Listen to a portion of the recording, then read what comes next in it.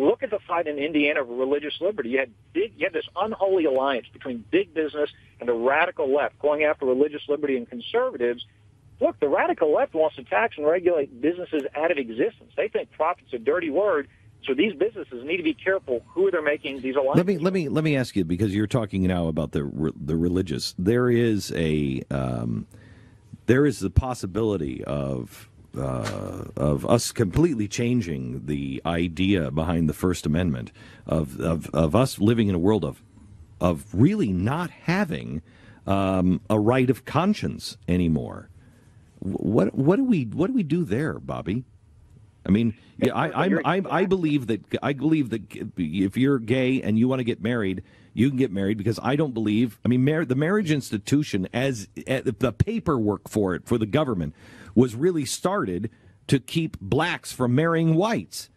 So we didn't have this. It was all done through our churches and everything. So government shouldn't get in to the marriage deal. But with that being said, no one should be able to tell my church that my church has to live a certain way or marry people or whatever.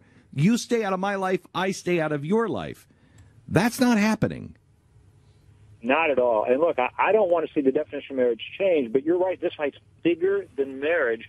And now you've got bakers, caterers, musicians being charged thousands of dollars in fines, being forced to choose. Do you want to operate a business or do you want to follow your conscience? That's not what the First Amendment intended. That's not what the Founding Fathers intended. America didn't create religious liberty. Religious liberty created the United States of America, and the left is trying to take God out of the public sphere, the public square. I gave a talk about this at the Reagan Library over a year ago. I'm glad that we've passed good laws in Louisiana.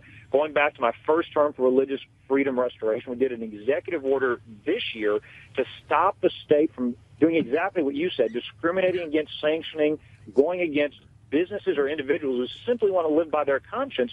My hope is that even those that are secular, even those that may not be Christian, may not share your and my views on marriage, would respect our right to live our lives. The danger is Hillary Clinton, President Obama, when they say religious freedom of religious expression, all they mean is you can say what you want in your church.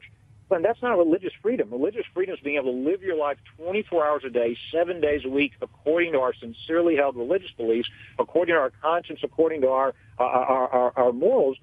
That's what's at stake here. This is a very, very important fight. The left has gotten more radicalized on this. My hope is that even those that aren't religious or Christian or don't share our traditional views would still fight for our right to be able to have those views and live according to those views in America.